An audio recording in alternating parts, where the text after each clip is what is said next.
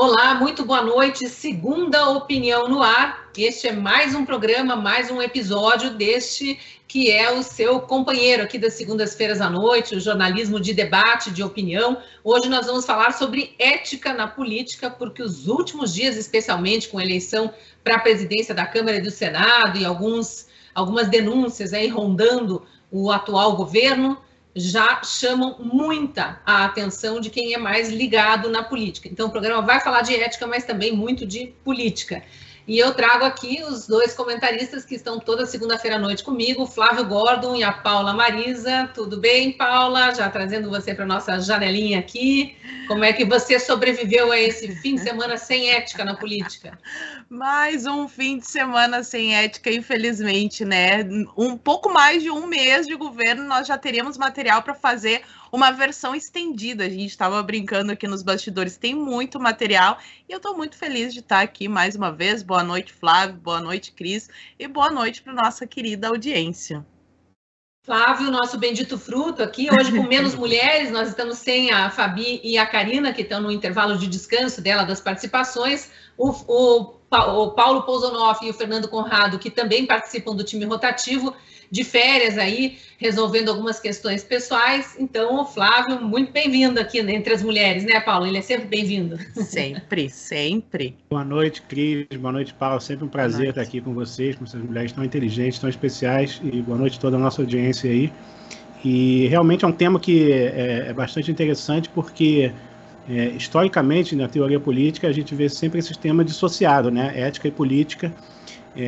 E eu acho que eu vou querer apresentar aqui hoje algumas visões um pouco problematizando esse conceito e problematizando também o que significa exatamente ética na política e se isso é desejável, se isso é bom para o Brasil, como é que a gente tem que situar essas coisas e o que a gente está falando exatamente quando a gente está querendo dizer ética ou falta de ética na política, né? Isso eu acho uma discussão interessante, teórica, que vale a pena a gente ter um pouquinho. Com certeza, eu e a Paula e a nossa audiência aqui, para quem eu também dou boa noite, vamos querer ouvir o Flávio Gordon falando sobre ética, vai ser uma aula e tanto, com certeza. E obviamente que está ligada, né, à política, tanto que nas câmaras municipais, nas câmaras de vereadores, assembleias legislativas e também no Congresso, Câmara dos Deputados e Senado, existe o tal do Conselho de Ética, que em tese é um grupo ali de alguns parlamentares encarregados de analisar as questões de falta de ética cometidas por seus pares. E não faltam questões para analisar, o que falta muitas vezes é o interesse deles em analisar. Mas, Paula, vamos começar pelas eleições do Senado, que a gente já viu alguns casos bem recentes aí chegarem na comissão de ética, porque foram muitos, né? Vou citar alguns aqui que a mim me chamaram muita atenção, mas eu vi nos fins de semana nas redes sociais também, muita gente questionando, o próprio senador veneziano Vital do Rego, que estava comandando aquela sessão de posse dos senadores ali de eleição para presidente do Senado, proibir que os senadores que assim o desejassem revelassem seu voto, como já aconteceu em eleições recentes lá no Senado. Foi proibido de uma forma bastante ditatorial, sem apresentar qualquer artigo de lei ou do regimento interno que justificasse. O voto secreto existe para proteger o parlamentar que queira manter em sigilo o seu voto. Aqueles que estão se sentindo à vontade para revelar para o seu eleitor e até para os eleitores que não o elegeram, mas estão acompanhando ali em quem ele está votando, nunca tiveram problema, agora sim, foram proibidos. Então já começou ali. Aí teve Randolph Rodrigues e Renan Calheiros ali numa postura quase de capangas do lado da urna ali, quase pressionando todo mundo a votar no candidato deles, que a gente sabia que era Rodrigo Pacheco, depois fazendo aquela chacota de bolão. Eu fiquei imaginando, né, no Senado americano se isso aconteceria, ou mesmo em algum parlamento europeu. Inacreditável, né, o nível de deboche dos nossos políticos em relação às posturas éticas que eles deveriam ter. Então, quando a gente assiste aquela eleição que aconteceu para a presidência do Senado, a gente entende por que o Brasil não dá certo, porque aquelas pessoas estão fazendo as leis do país. Olha que grave. E eu cheguei a fazer a cobertura desse evento e eu comentei assim, a eleição para líder de classe da terceira série das minhas turmas na escola era mais organizada do que o que aconteceu lá. É impressionante. É papel que cai no chão e tava numa mão e aparece na outra. A gente já teve episódios aí também em outras eleições, né, que apareceu um voto a mais, de repente o senador rasga o voto e acaba com a prova do que seria um crime, né? Tentar fraudar a eleição do Senado, colocando ali um voto a mais. Randolfo Rodrigues e Renan Calheiros de fiscal. É um deboche por si só, né? Quantas denúncias, em quantos processos o nome do Renan Calheiros está envolvido para estar ali numa figura de idoneidade. Quem confere uma eleição teria que ser mais imparcial. Então a gente vê ali uma sequência de problemas. Agora, em especial, me chamou a atenção o fato deles proibirem de mostrar o voto. E aí agora eu posso falar coisas que eu imagino. Não é uma fake news, eu não tirei de nenhum jornal, não estou inventando notícia. Eu estou imaginando. Eu observei nas últimas semanas um movimento grande de adesões à campanha do Marinho. A gente sabe o que a população está pedindo, a gente sabe qual que é o papel do STF. Eu não vou entrar em pormenores aqui, mas toda a nossa audiência com certeza está entendendo qual que é o grande problema com a presidência do Senado e qual é o rumo que essa população que tem um viés mais à direita, liberal, conservador, gostaria de adotar, né? Então a gente viu uma crescente de senadores declarando voto no Marinho. Quando chegou o dia, a regra mudou no meio do jogo. A regra mudou no meio do jogo, porque na eleição passada aconteceu a mesma pressão popular e os senadores, para dar uma satisfação para aqueles que votaram neles, porque os senadores não estão lá para manifestar a sua opinião, eles estão lá para representar uma parcela da população. O povo será representado pelos eleitos, né? Os senadores foram eleitos para representar a vontade popular. Então, para até dar uma satisfação para o seu eleitor, ele abriria a mão do sigilo. E aí passou na minha cabeça, naquelas negociações super éticas que a gente vê de bastidores, pode ter acontecido em algum momento de um senador que ficou meio constrangido com seus eleitores e tenha declarado em público o voto no Marinho e chegou assim, né? Olha só, pessoal, vão querer mostrar o voto e se eu tiver que mostrar o voto vai ficar ruim, eu vou ter que votar no fulano. Quem sabe se vocês não dão uma mexida aí. E mais interessante ainda foi a resposta de quem estava presidindo a sessão, porque ele não falou assim, quem mostrar o voto terá o seu voto anulado. Ele não deixou clara qual era a regra. Ele falou, mostrem e vejam o que vai acontecer. É aquela coisa, mais ou menos, quando a criança pronta, a mãe diz, ó, se tu for lá de novo, vai acontecer uma coisa que tu não vai gostar. Foi mais ou menos isso, um clima de terceira série, uma desorganização, um despreparo e uma total falta de ética e respeito, porque os senadores são muito bem pagos pelo povo, é o povo que paga impostos, são muito bem pagos, tem muita verba de gabinete para apresentar esse tipo de conduta e mais outros que a gente vai comentar ao longo do programa aí, Cris. Mas quanto à eleição, era isso que eu queria destacar. Pois é, essa história da proibição do voto aberto, né, Flávio? A gente imagina que os senadores e mesmo os deputados, em algum momento ali, se sintam mais seguros para não revelar seu voto. Mas, pensando pelo lado do eleitor, o eleitor quer saber como o seu parlamentar vota, como o seu representante lá vota. Então, também entraria uma questão de ética aí para a gente analisar, né? O grande dilema sobre essa questão particular do voto lá no Senado, o grande dilema é saber a quem o segredo favoreceria, né? Um argumento que eu ouvi muito foi que alguns senadores poderiam estar temendo a pressão que vem do STF e tal, e talvez o voto aberto protegesse eles nesse sentido. E por outro lado, você tem a pressão da população, as pessoas ficariam sabendo em quem seus senadores votaram e poderiam exercer pressão, poderiam cobrar, etc. Mas o que a gente viu no final é que o peso caiu, o peso maior foi para onde a gente já esperava que a pressão do STF fosse surtir efeito e as coisas acabaram se acertando naquela direção que eu acho que a maioria das pessoas que estão acompanhando política já imaginavam, né? Quanto a essa questão da ética, eu acho que ela cai naquele mesmo problema quando esse tipo de coisa vira um slogan, assim, vira um topos, né, que todo mundo começa a usar, mas aí o conceito começa a virar como se fosse um conceito inequívoco, e como se todos estivessem falando da mesma coisa, quando usa a palavra ética, por exemplo, ou quando usa a palavra combate à corrupção. E aí muitas vezes a gente vê que todos acabam usando essa abstração, usando esse termo guarda-chuva, e cerrando fileiras. Aí você vê corruptos falando contra a corrupção, né? Porque quando vira um guarda-chuva, vira um termo assim, genérico, um slogan, qualquer um pode se utilizar disso e fazer uma campanha, né? Então, por exemplo, um dos grandes erros que eu acho da Lava Jato foi justamente isso, essa coisa do slogan do combate à corrupção esvaziado do sentido particular específico, por exemplo, que a corrupção tinha no projeto lulopetista, né? Que era a corrupção ali era simplesmente um meio para um fim, que era o fim de um projeto de poder totalitário e que inclui uma série de outros problemas que são mais graves até do que a corrupção em si mesmo, né? A corrupção foi um dos meios utilizados, né? Então, a mesma coisa, por exemplo, se a gente fosse analisar, imagina que se a gente fosse analisar o regime nazista do ponto de vista da corrupção. Evidentemente teve corrupção na Alemanha nazista, né? Mas imagina se a gente falar, o grande problema da Alemanha nazista era a corrupção, vamos combater a corrupção. Não, o objetivo era o projeto ali para o qual a corrupção serviu de meio, né?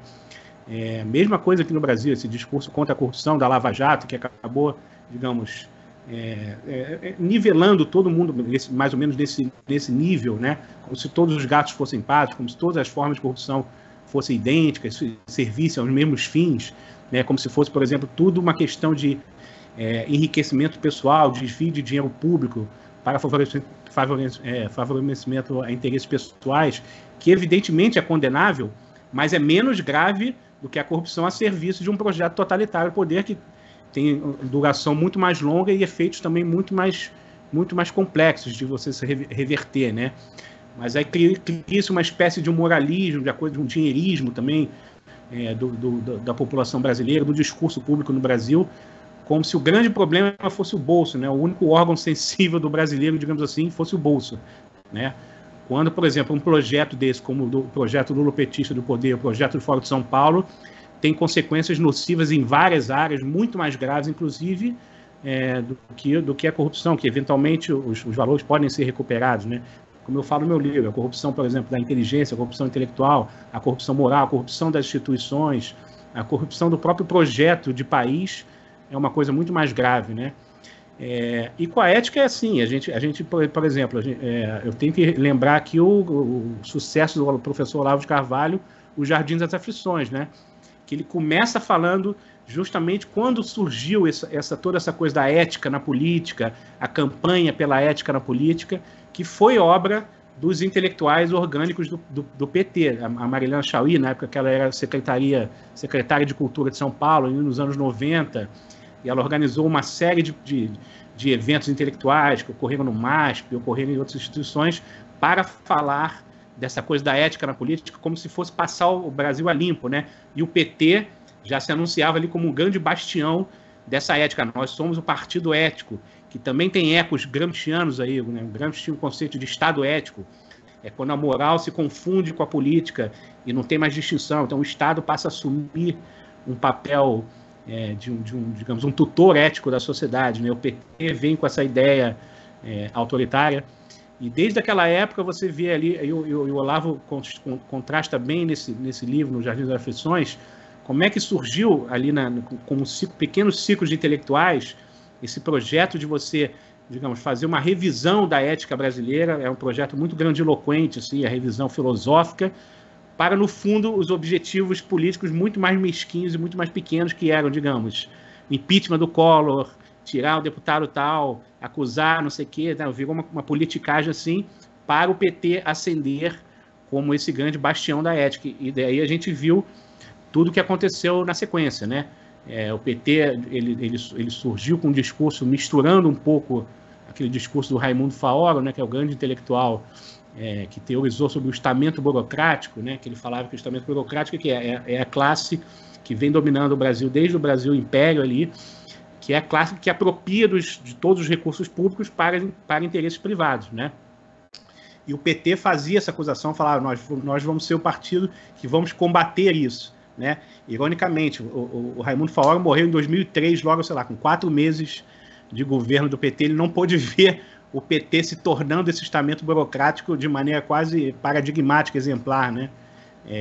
Mas o PT misturava esse discurso com a prática, digamos, com a estratégia gramsciana de ocupação de espaços e sob esse pretexto da limpeza ética, é o que o PT tem feito, tudo que a gente tem visto por aí, né?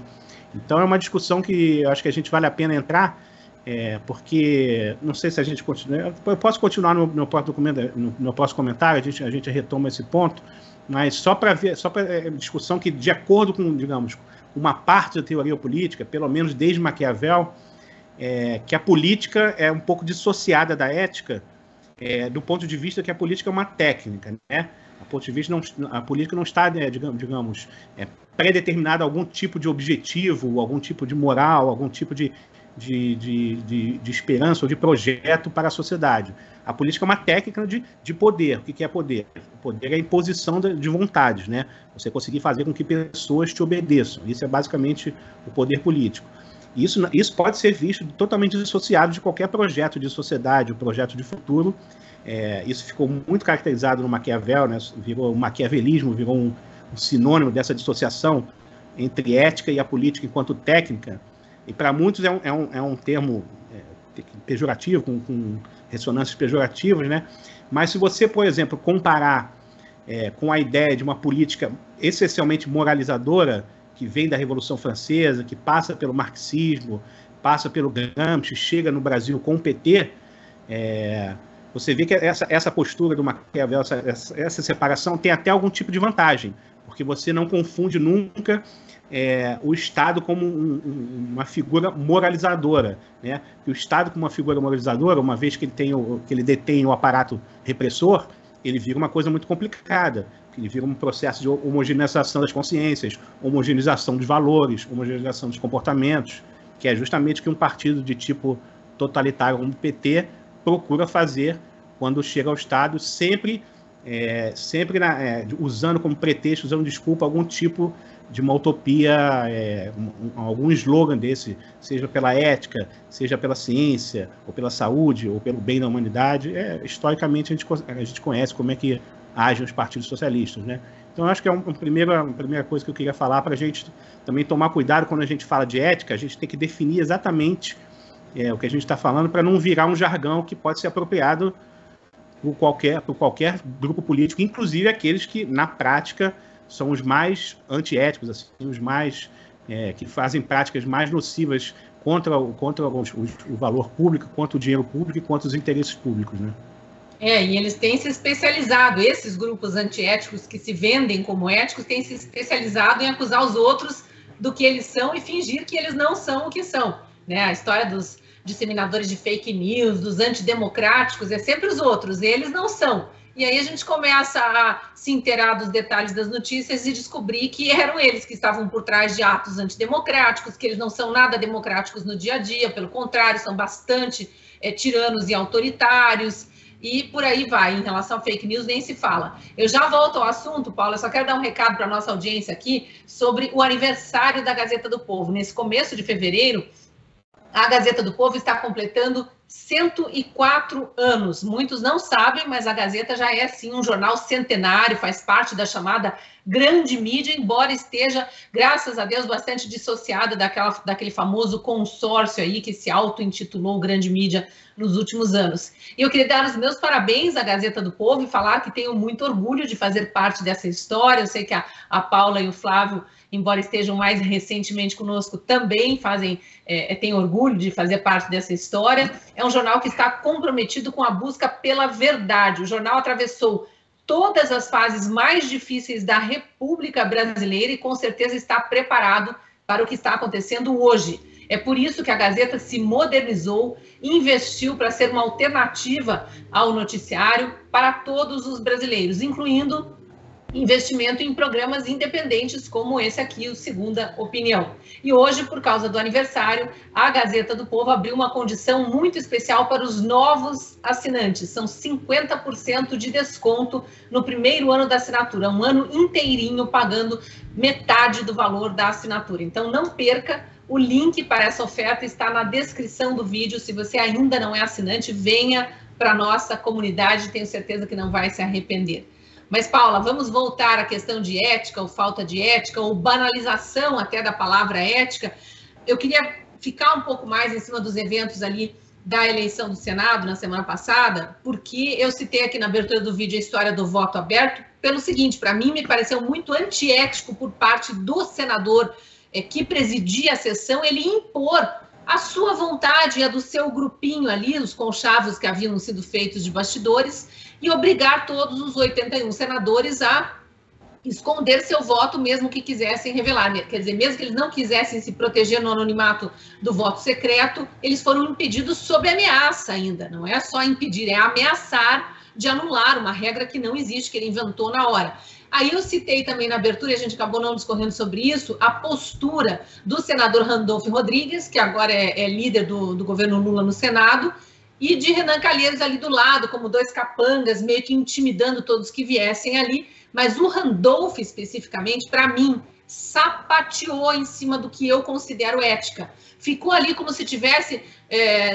o pessoal fala, né, isso aí é igual quinta série. Você que foi professora, né, de ensino fundamental, eu acho que até alunos de 10, 11, 12 anos da quinta série são um pouco mais maduros do que aquilo ali. Ficou ali falando de bolão, quem vai ganhar bolão, como se não fosse importante quem vai presidir o Senado da República, quem vai comandar a pauta do Senado, quem vai, por exemplo, decidir se acata ou não e coloca ou não em votação pedidos de impeachment de ministros do STF e do TSE que atuem de forma inconstitucional, como vem ocorrendo há anos. Quer dizer, não era uma brincadeirinha de quinta série ali de menino, de ficar dizendo quem vai ganhar o bolão ou não. E depois teve outras cenas envolvendo ali, você citou no teu primeiro comentário, a história de voto para cá, voto para lá, em eleições passadas também, mas não muito antigas, teve teve votos sobrando, então alguém inseriu um voto a mais, depois roubo de votos, e essas coisas não vão sendo apuradas nem mesmo pelo Conselho de Ética. É desalentador, hein? E melhor ainda é o fato que talvez as pessoas não se lembrem que a eleição na presidência do Senado ela é feita em cédula de papel depois que a votação eletrônica deu um problema seríssimo. Foi um escândalo na época, né? Então aí eles resolveram voltar ao papel porque era mais seguro do que aquele sistema eletrônico que tinha no Senado. Talvez na época não tivesse esse sistema tão avançado que a gente usa hoje, né? E mais antiético do que isso ainda, pelo menos assim na minha cabeça, de quem analisa a política, mas não está dentro da política, eu não sou uma política, né? Eu sou uma comentarista, eu estou olhando de fora.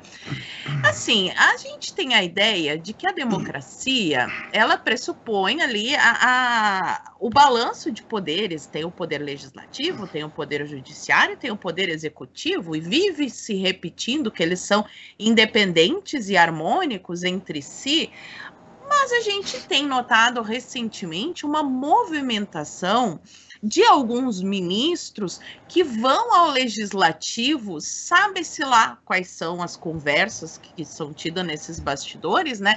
Mas a mídia informa pra gente que essas conversas são relativas a votações. Então, eu acompanhei, e aqui eu tô citando a grande mídia que noticiou amplamente que ministros estavam ligando para senadores para fazer uma campanha para um determinado político. Aí, se for fake news, a gente tem que ver nesses grandes veículos que noticiaram, né? Aqui a gente está falando... Eu vou até fazer uma parte, porque eu publiquei na minha coluna aqui na Gazeta do Povo na sexta-feira um trecho de uma entrevista com o senador Jorge Seife, de Santa Catarina, da qual eu participei pela revista Oeste, era em outro veículo de comunicação, mas ele fala abertamente, eu vi... Ninguém me disse. Eu estava conversando com um colega do Senado que precisou interromper a nossa conversa dizendo, fulano está me ligando do STF, ele me mostrou. E aí depois ele me disse que estava pedindo voto para o Pacheco. Então, isso para mim, claro, não vai se levar um ministro do STF para o Conselho de Ética do Senado. Mas talvez os senadores que receberam essa ligação e ficaram quietinhos sejam mais alguns dos que estão brincando com a ética, né? E aí a gente entra numa trama tão enredada, porque se um ministro da Suprema Corte comete abuso, ele é julgado pelo Senado. E aí ele está interferindo, então, na eleição daquele que pode, ele está escolhendo aquele que pode no futuro ser o juiz da causa dele, levar adiante ou não.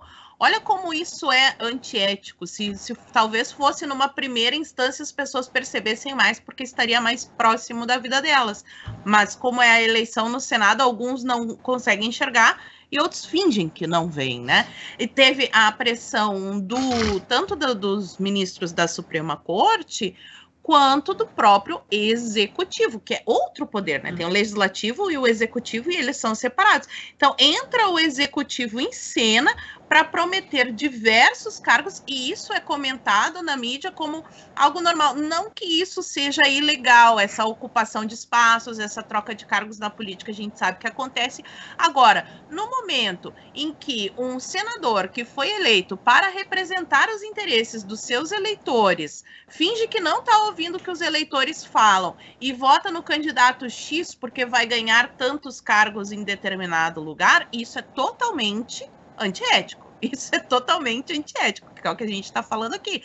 Ele chega para representar uma parcela da população e, na verdade, ele está representando apenas os próprios interesses, construindo ali o seu curralzinho eleitoral através de cargos. E houve a negociação, que também foi amplamente publicada aí pela mídia mainstream, então a gente pode, quer dizer, eu acho que a gente pode comentar, né, nunca se sabe, mas que tem uma medida provisória que determinou o fechamento da Funasa. E o acordo nessa eleição é que essa medida provisória fique lá, não seja posta em pauta, aí ela caduca, a Funasa volta a existir e esses cargos serão distribuídos para os seus apadrinhados políticos. E a população, às vezes, não consegue fazer a ligação, muito culpa também do nosso noticiário na televisão, não se faz muito essa ligação. Ó, foram criados tantos cargos na Funasa, está sendo gasto tanto com esse cabide de empregos, enquanto os Yanomami estão passando fome, enquanto pessoas no Nordeste estão passando fome, enquanto tem vários outros problemas em que os impostos que a gente paga seriam muito melhor utilizados. Falta fazer essa conexão. As pessoas têm muitas informações e elas não conseguem fazer essas conexões. E, mais uma vez, né, extremamente antiético, dois poderes influenciando diretamente, sendo noticiado como a coisa mais linda e maravilhosa e democrática do mundo, influenciando na eleição de um outro poder. Essa submissão é totalmente contrária aos valores democráticos, e aí a gente vai de novo para as palavrinhas, como o Flávio citou, né? Os valores democráticos que a esquerda defende, mas quando chega na hora de colocar a democracia em prática e deixar que o legislativo resolva os seus problemas, eles interferem para não terem os seus planos de poder aí barrados por outros interesses. É isso, Cris. E aí, né, Flávia, esse jogo de palavras que vai sendo feito por parte de imprensa militante, do próprio governo, com seus interesses escusos para escamotear a verdade, esse jogo vai fazendo mesmo o cidadão que acompanha, ainda que não muito profundamente a política, naturalizar certos atos, né, dos nossos parlamentares, das nossas autoridades. A gente mesmo está colocando aqui alguns episódios ali naquele dia da votação no Senado, e a gente já fica se questionando, mas será que isso aqui era caso para Conselho de Ética? Para mim, Veneziano Vital do Rego tinha que ir para o Conselho de Ética para ser julgado se ele ter imposto para os outros senadores a história do voto secreto não foi antiético. Para mim, Randolfo Rodrigues debochando da eleição para a presidência do Senado, ali diante de 210 milhões de brasileiros que estavam, sim, uma parte considerável, preocupados com aquele momento, é antiético. Para mim, a senadora Elisiane Gama, depois, na hora da apuração, metendo a mão ali na surdina, puxando uns votos que caem no chão, aí a outra mão volta com outros papeizinhos que a gente não sabe se eram os mesmos que caem no chão. Antiético. Para mim, tudo isso tinha que entrar num balaio, ser jogado lá para o Conselho analisar, fazer uma mini CPI ali, apurar. Porque o problema que eu vejo é a gente realmente começar a naturalizar todos esses atos, e aí ética realmente vira uma palavra jogada ao vento.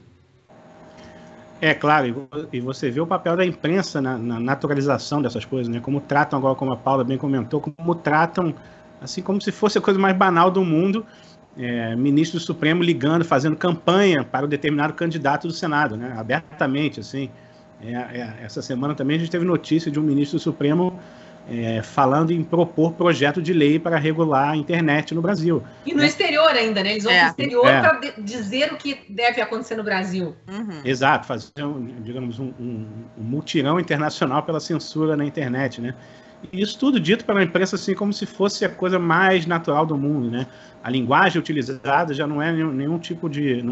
Não fala em nenhum momento que isso é uma coisa de exceção, que isso não corresponde com os papéis esperados institucionais dentro da República, né? E, de fato, à medida que essa linguagem vai sendo repetida, martelada diuturnamente, as pessoas acabam ficando anestesiadas, né? Aquela coisa, a janela de Overton vai se deslocando tanto que no Brasil fica difícil a gente chamar o que vai chocar a população. A gente não consigo nem imaginar mais o que choca a população e o que faria um jornalista falar, opa, isso aqui passou dos limites, né? Aparentemente nada, né? Mas aí eu queria voltar nessa questão da linguagem do discurso e como, né, vocês estavam descrevendo aí tudo que aconteceu nessa sessão da votação para a presidência do Senado e tal, e aí a gente vê isso aí de um lado, essa é a política nua e crua, ali, imposição de vontades, né? Isso é a política, ali, os tudo acontecendo ali, digamos, na cara. Agora eles não têm nem mais vergonha. Por que eles não têm mais vergonha? Porque eles sabem que eles estão com o poder na mão, né? Então o poder é isso, não tem ninguém que vai impedir. Tem um monte de gente obedecendo esses cidadãos que chegaram ao poder e ninguém para refrear, não tem mecanismos institucionais que os detenham, né? Por outro lado, você vê um acirramento quase como compensação neurótica, né? De um discurso de ética, de um discurso grandiloquente, de um discurso pelo bem, não, pacificar o país, o bem da humanidade, a preocupação com os Yanomamis, né? Então você vê que tem um crescimento proporcional de um discurso moralizante, histericamente moralizante, né? Porque não é uma coisa, você vê claramente não é uma coisa, a pessoa não está se comportando ali com um senso moral equilibrado e de justiça, né? Um senso individual de moral. É claramente uma coisa de palanque, de microfone, de histrionismo, né? De histeria. Digamos, é o uso da ética como marreta, né? Você quer usar a ética para marretar os outros, para acusar os outros, para fazer perseguição política. Isso a gente viu durante a pandemia com a questão da ciência, que foi muito forte, né? Essa coisa do uso da ciência como porrete, né? O uso da ciência como instrumento de perseguição, de processo. E você vê quanto mais esse discurso acelera, mais as práticas nocivas, deletérias, que digamos, que na verdade contrariam todo esse falatório, também elas se proliferam, né? Porque é isso, justamente uma dissociação total na mentalidade dessas pessoas que, digamos, têm um projeto revolucionário de poder. É uma dissociação total entre aquilo que elas fazem, aquilo que elas são, aquilo que elas praticam e o discurso sobre os quais elas justificam os atos mais terríveis praticados na política, né? E em paralelo a isso também vem muito, no livro que a gente já citou aqui algumas vezes, a Paula também já citou, do Ponerologia, né, daquele psiquiatra, o Lobachevsky, ele fala que essa coisa, uma característica da linguagem política histriônica e totalitária, que sempre antecede projetos de perseguição política, de violência política, é o sentimentalismo, né? Isso é o que mais tem na linguagem hoje brasileira. A gente vê essas autoridades mais poderosas que têm exercido o poder de maneira mais arbitrária e mais irrefreada, se debulhando em lágrimas diante de amor pela humanidade. Eu, por exemplo, lembro do caso agora quando teve os atos lá do dia 8, a depredação no STF, Gilmar Mendes chorando copiosamente pelo estado do STF. É difícil acreditar que aquilo é um choro. Pode ser que ele até estivesse sentindo alguma coisa, mas de qualquer maneira, sendo sincero ou não, é um choro histriônico, é um choro já politizado, é um choro já que tem a ver com essa questão da histeria na política, né? É uma manipulação do senso, digamos, natural e ético e justo do ser humano, né? Então você vê que o sentimentalismo está sempre presente. Eu escrevi alguns artigos sobre isso, falar os principais líderes autoritários e grandes genocidas ao longo da humanidade foram sentimentais. Assim, o Hitler era um sujeito super sentimental. Ele chorava quando morria ele tinha um canário, uma vez morreu, ele debulhava lágrimas copiosamente. Ele chorava quando via crianças alemães, evidentemente, passeando no parque, chorava.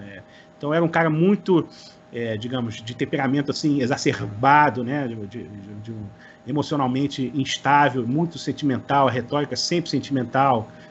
Vários ditadores comunistas também. Você lembra, por exemplo, Mao Tse Tung, ele tinha aquelas frases, ao mesmo tempo que ele estava executando ali milhões e milhões de pessoas, fazendo as torturas mais bárbaras, ele falava aquelas frases, deixa as flores florir, né, a primavera abrochar, falava aquelas coisas lindas, Che Guevara também, Fidel Castro. Então você vê que essa é uma constante na linguagem política dos movimentos e regimes totalitários e revolucionários, a presença do sentimentalismo, a presença da histeria e a presença desse senso moral, desse senso ético totalmente corrompido, né? Politizado, é um senso ético de palanque, que não mexe, na verdade, não afeta, não tem nada a ver com, digamos, com o senso ético trazido pelas religiões, por exemplo, pelo cristianismo, que tem a ver com autoaprimoramento, tem a ver com você encarar a realidade e você ver onde você está cometendo mal, primeiro de tudo, não, né? Você é o contrário. É um senso ético deturpado que faz você ser uma pessoa impoluta e você sempre exteriorizar o mal para terceiros, ou para o sistema, ou para o mundo, para você, digamos, para o discurso ético virar uma arma para aumentar o seu poder político em nome do combate a esses males do mundo, né? Essa história de senso ético deturpado, né, Paulo? Até porque eles fazem esse teatro diante das câmeras, estão eternamente no palanque.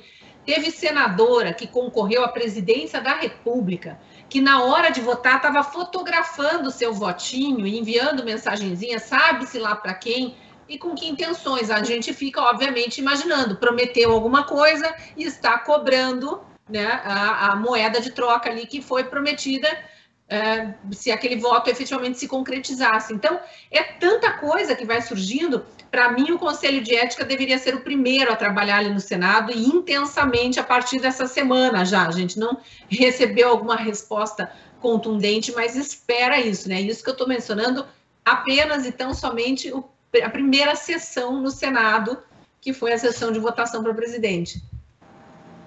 E agora eu quero saber se a Soraya Tronic vai ir para o Conselho de Ética também, porque tá claro ali que ela tá tirando uma foto do voto, e se não poderia mostrar o voto para o público, ela não pode guardar também nenhuma prova para mostrar para ninguém, ou o voto é secreto ou não é secreto. Então, essa questão precisa também ser levada ao Conselho de Ética. Agora, essa bandeira que o Flávio falou no comentário dele, essa bandeira de ser anticorrupção, de ser pela ética, muitas vezes as pessoas esquecem que o PT chegou ao poder levantando essa bandeira, né, de vai acabar com a corrupção.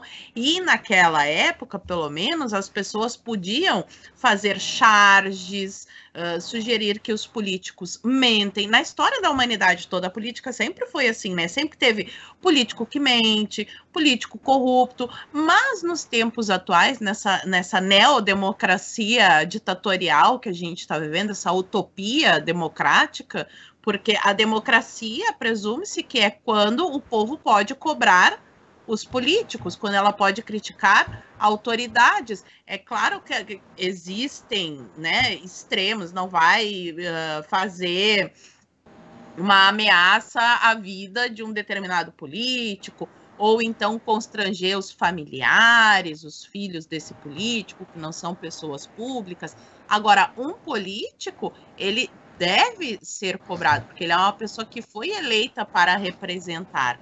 E aí agora a gente tem esses novos projetos de lei sobre a violência política, que não vai mais poder cobrar político, porque muitos desses políticos que vivem naquela bolha de Brasília, de pessoas que estão em volta deles, aplaudindo tudo que eles fazem na esperança de conseguir aqueles cargos que foram negociados na eleição, que a gente citou nos comentários anteriores, quando eles saem dessa bolha, as pessoas mostram o seu descontentamento com os rumos que isso está tomando.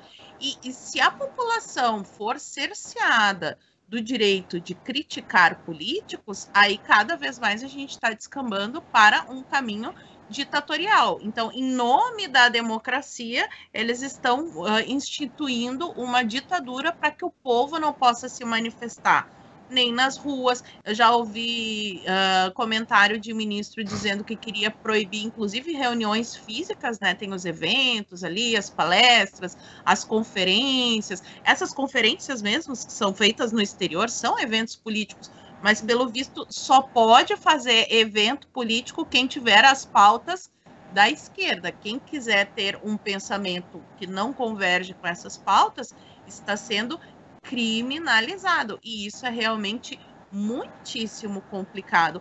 Como que vai fazer se a gente tiver políticos super poderosos? Teve um exemplo também que eu vou trazer aqui para a nossa conversa, do Randolfo Rodrigues, que se envolveu aí num...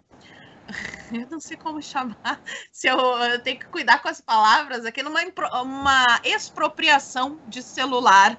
No Código Penal seria roubo, né? Se apropriar de algo que não lhe pertence. Ele se apropriou de um celular que não lhe pertencia, depois ele devolveu, mas subiu no elevador, ficou, e o celular é algo muito pessoal. E esse caso é muito emblemático, Cris, porque é um rapaz que produz conteúdo para a internet nesse estilo procurar vídeo de treta, pega um senador, pega um político, um jornalista, bota o celular, começa a fazer perguntas. Esse estilo que, aliás, surgiu com o Mamãe Falei, né? Eu chamo de mamãe faleização da política. Acho que até um pouco antes, no CQC, Danilo Gentili. Exatamente, né? Exatamente. Mas se popularizou bastante, né? Principalmente aí no meio da internet com o seu Mamãe Falei. E agora tem várias pessoas copiando esse estilo. Então, esse youtuber, não me lembro o nome dele, nem vou citar aqui também porque ele só quer palco, no ano passado ou retrasado, ele foi ao cercadinho e se envolveu ali numa confusão porque estava questionando o Bolsonaro. O Bolsonaro fica um pouco fora, assim, também toca nele, puxa, né? Mas nessa época em que o youtuber foi pro cercadinho importunar ali o Bolsonaro e deu essa confusão, embora o Bolsonaro não roubou o celular dele, né?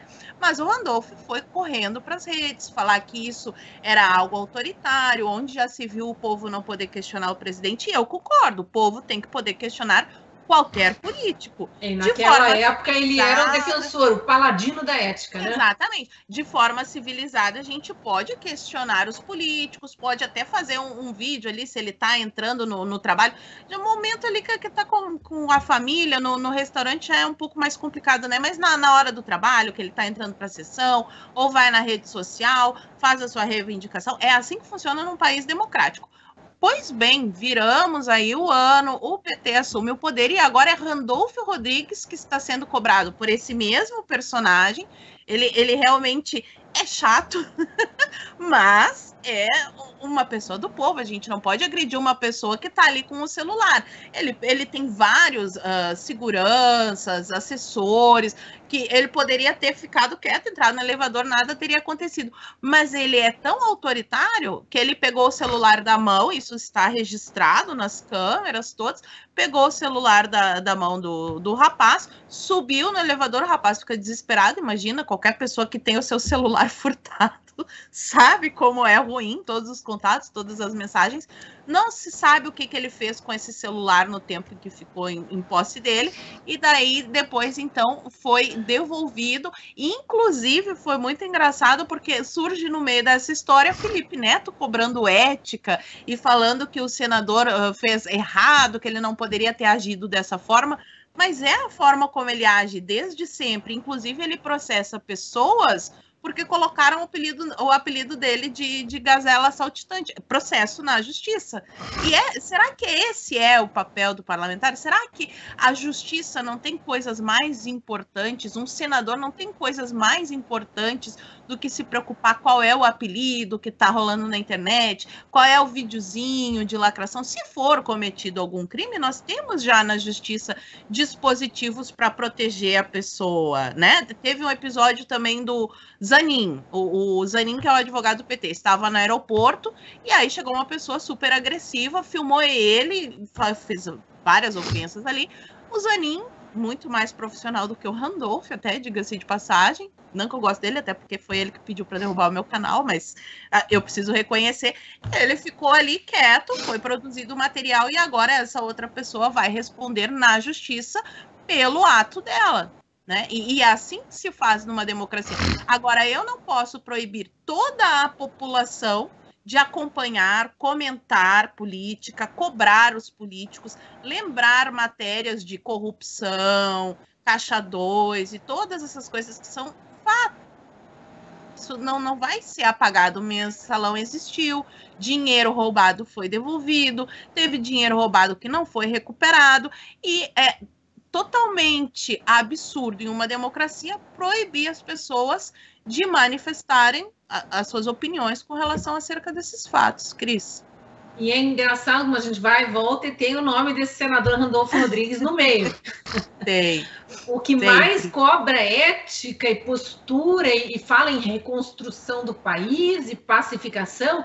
É o que está toda hora provocando treta, sendo antidemocrático ele. Vocês vão lembrar recentemente também na COP no Egito, ele também foi abordado no aeroporto por uma brasileira mais enfática ali na sua cobrança e falou o tal do perdeu Mané 5, 6 vezes seguida, nem se importando com o cidadão cobrar uma postura do seu, supostamente, do seu representante político. Né? E a gente vê isso acontecer com outros que cobram ética quando são eles os atingidos, mas na hora de demonstrar ética esquecem dessa palavra e dessa postura, né? E a gente está aqui muito em torno do Senado, porque foi muito chocante tudo que aconteceu no Senado na semana passada, mas tem casos também no Executivo agora acontecendo, um atrás do outro. Eu vou trazer um aqui à tona, que é, para mim, o retrato do patrimonialismo brasileiro, daquela economia de colônia que a gente ainda vive, infelizmente, 500 anos depois, né, da descoberta do país. Mas foi o caso do ministro das Comunicações, atual ministro das Comunicações, enquanto deputado, usando o orçamento secreto, que antes eles criticavam, mas agora fingem que são meras emendas de relator, mudaram o nominho junto com sua imprensa militante ali para fingir que é algo mais ameno, e ele usou o seu orçamento secreto, 5 milhões de reais, para asfaltar a estrada que leva à fazenda da sua família, numa cidadezinha muito pobre no interior do Maranhão. É impressionante, é sempre o Maranhão, né? O Maranhão do Flávio Dino, da Elisiane Gama, aquela que tem a mãozinha de veludo ali no meio dos votos do Senado na hora da apuração, e agora o tal do ministro das Comunicações envolvido. Por que eu estou trazendo isso, Flávio? Porque a gente está vendo, não foi a primeira denúncia, não, envolvendo ministros. Nesse primeiro mês de governo já são 3. Tem Flávio Dino possivelmente prevaricando ao ter recebido informações prévias de que dia 8 de janeiro podia ter alguma ação mais violenta por parte de manifestantes que estavam chegando a Brasília, e não só ele não faz nada, como ainda retira policiamento dos prédios públicos, parece que permitindo ali de alguma forma, e espero que as investigações revelem se isso aconteceu mesmo ou não, mas tem uma possível prevaricação cometida por Flávio Dino, ministro da Justiça. Tem o caso desse ministro das Comunicações com, no mínimo, a falta de ética ali no direcionamento de verbas públicas para asfaltar estrada que leva à fazenda da sua família. Tem o caso da ministra apoiada por milicianos quando era candidata a deputado, teria sido eleita por votos de pessoas que foram coagidas a votar, sob ameaça de morte, inclusive, né, coagidas a votar nela. Então, é muita falta de preocupação com a ética, para dizer o mínimo, também nessa atual equipe do governo Lula. Cris, não dava para esperar outra coisa, né? A gente teve um processo para essa equipe, para o chefe do executivo chegar ao poder. A gente passou por um processo de descondenamento na justiça, digamos, um processo de apagamento de crimes que foram cometidos. Digamos, esses processos foram anulados, né?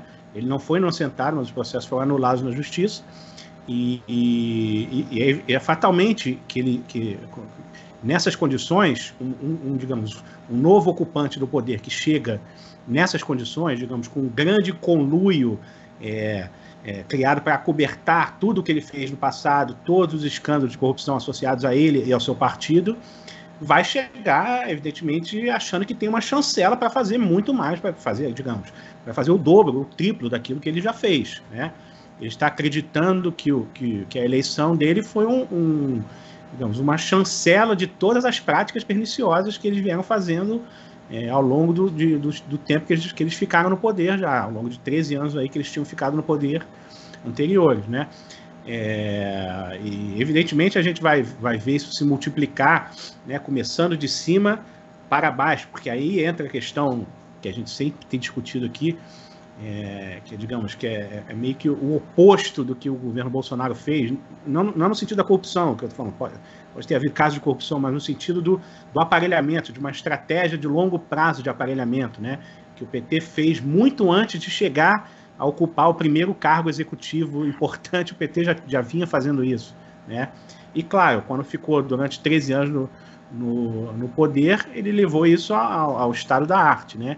Então, à medida que essa chancela vem de cima da figura central do poder, a gente vai ver isso se espalhando por todas as esferas do Estado, e não só do Estado, como na interface entre o Estado e a sociedade civil. A gente já está vendo aí coisas complicadas associadas a projetos culturais, a Lei Rouanet, né, verba começando a jorrar descontroladamente, como a gente já sabia que já acontecia, né? Alguns artistas aí muito felizes, extremamente preocupados com os Yanomamis, né, recebendo os cachês aí milionários para fazer seus projetos pessoais. Enquanto isso, digamos, artistas realmente iniciantes ou em situações mais pobres que poderiam receber, que de repente faria todo sentido receber um subsídio para você incentivar determinados setores, né, da atividade cultural, vão continuar à míngua, como a gente sabe, né? Porque é tudo uma fachada, Cris, é tudo uma questão de quem são os amigos do rei, e os amigos do rei, eles vão se representar como os grandes porta-vozes dos mais pobres, dos mais fracos, dos oprimidos, e a gente sabe que no fundo é o patrimonialismo elevado assim à enésima potência, né? É o aperfeiçoamento total daquilo desse processo que o Raimundo Faol descreveu tão bem, de apropriação do Estado para interesses próprios, né? E aqui no caso é mais grave porque, como eu já disse, não é interesses meramente individuais e de enriquecimento, de favorecimento pessoal, mas é o interesse de um projeto de poder, que é um projeto que se pretende ficar no poder eternamente, sem oposição, cancelando todo tipo de discussão que seja contrário, seja inconveniente a esse projeto de poder, perseguindo veículos e jornalistas que não se alinham, que não se compactuam. Isso é o que a gente tem visto por aí. E, evidentemente, sempre a questão da bandeira da ética vai continuar permeando, a bandeira da defesa da humanidade, defesa dos direitos humanos, vai continuar permeando todas essas práticas, até porque eles fizeram, ao longo desse tempo, o mais importante, que é controlar, digamos, o mecanismo de formação de opinião. Então, agora, mais do que nunca, a grande maioria dos jornais, os veículos de comunicação estão entregues a esse projeto, né? Mesmo que eles começam com críticas muito tímidas, mas receosas, né?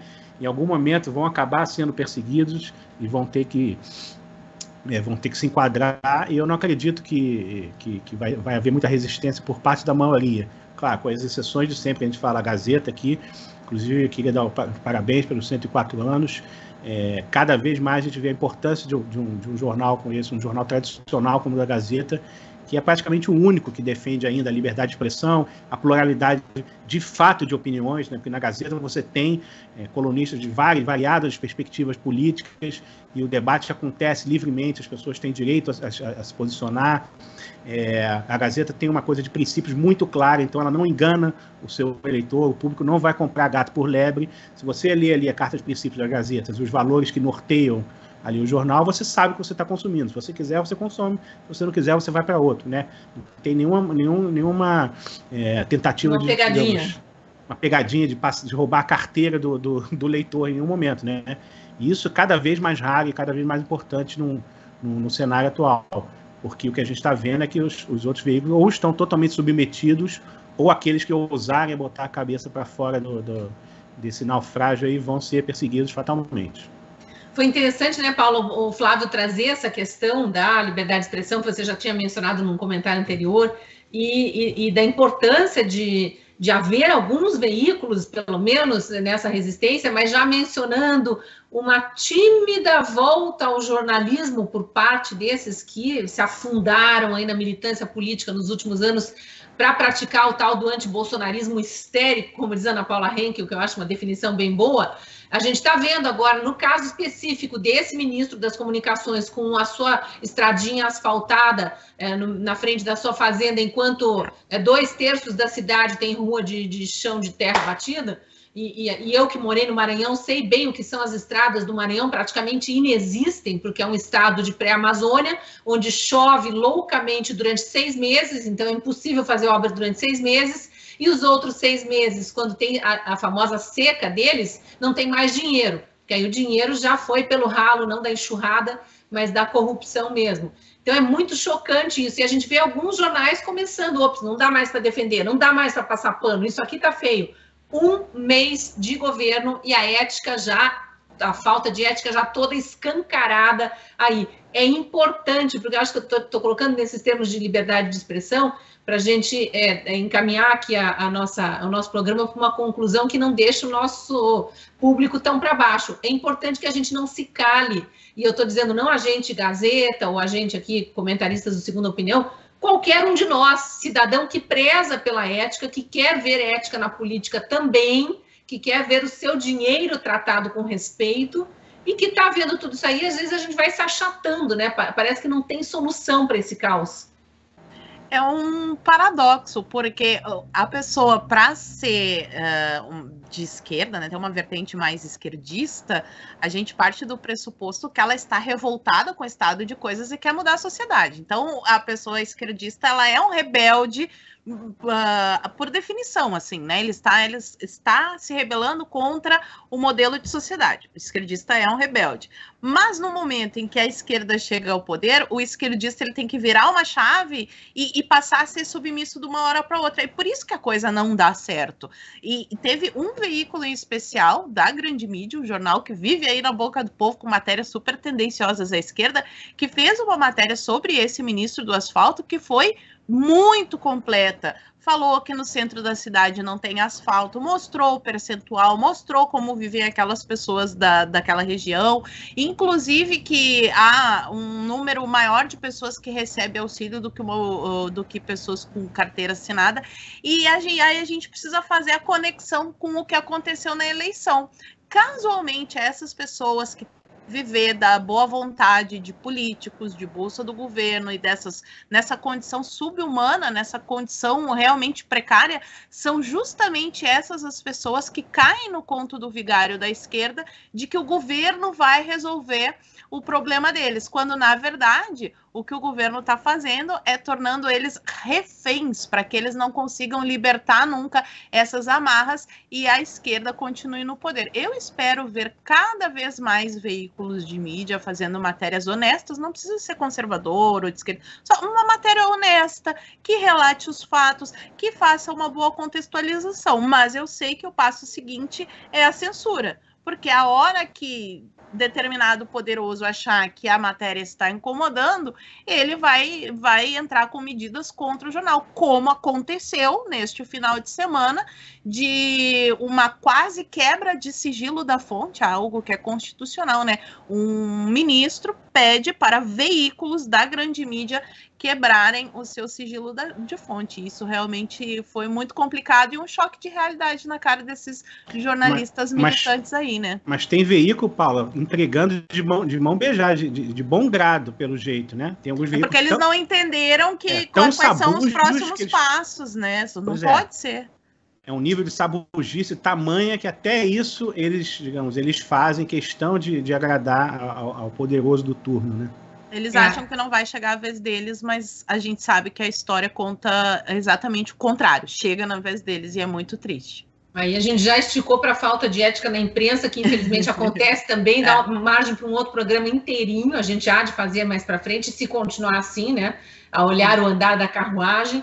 Mas o nosso programa está chegando ao fim, eu queria um arremate por parte do Flávio, em relação mesmo à necessidade de não nos calarmos, desde o cidadão comum continuar se indignando, porque a gente vai vendo essas coisas acontecerem cada vez com mais frequência, além de de ter todo esse sistema trabalhando para que a gente normalize tudo isso, trabalha para que a gente fique quieto, para que a gente ache que não tem força nenhuma mesmo para mudar isso. E aí a ética vai ficando cada vez mais distante, mesmo uma utopia parece que inalcançável. Para começar, eu acho que cabe às pessoas individualmente continuarem buscando informação de maneira ativa, né? Jamais passivamente, jamais recebendo aquilo que é entrega muito de bandeja, muito facilmente para eles, mastigadinho, né? Porque a gente pode ver que esses consensos midiáticos são como as salsichas, né? É melhor não ver como é que é feito, porque a coisa é muito feia, e a gente tem que sempre criar uma voz, criar uma capacidade de duvidar desses consensos feitos assim, prontos em 3 minutos, né? Igual o miojo, né? São consensos de um dia para o outro, tudo vira consensual, pessoas que não têm nenhum preparo para aquilo, não conhecem o assunto, já chegam a uma conclusão categórica e querem forçar aquela conclusão, acusando aqueles que não aceitam de uma série de estigmas que a gente conhece bem. Então, a ideia dessa busca ativa, de as pessoas continuarem se conectando, continuarem prezando pela internet livre e criando mecanismo para isso. Quando a internet não for livre, você cria mecanismo, há uma série de vias de escape que as pessoas têm que ir atrás e têm que agir como sabendo que está num regime que não é mais um regime democrático, não é um regime onde a liberdade de expressão é um valor aceito pelos poderosos, e tem que agir como agem os chineses na China, na Coreia do Norte, os cidadãos que querem se informar, eles têm que buscar os seus caminhos e buscar sempre ativamente escapar dessa cortina de fumaça que os detentores do poder vão tentar criar sempre, né? A gente já falou em outros momentos de VPN, se informem sobre VPN para vocês continuarem acompanhando os influenciadores, os jornalistas, os comunicadores que vocês gostam de acompanhar. Tem realmente muitos mecanismos aí para a gente ir driblando tamanha censura e tamanha tentativa de calar nossas vozes, né? Antes de encerrar o programa, eu falei no comecinho sobre o aniversário da Gazeta. O Lucian, meu colega aqui do jornal, tem mais informações para você. Confira. Que tal conhecer ideias que vão transformar a sua visão de mundo? Aproveite a promoção Mapa de Ideias Gazeta do Povo. Assinando agora o melhor jornal do país, você ganha de presente um verdadeiro tesouro do conhecimento. Quer ver? Um curso exclusivo sobre conservadorismo com o escritor Francisco Escorcim. Um e-book sobre os pensadores que orientam a visão de Rodrigo Constantino. E ainda, uma coletânea de artigos sobre o legado de Olavo de Carvalho. Não dá para perder, né? Clique no link e assine a Gazeta por apenas R$ 4,50 ao mês nos primeiros 3 meses.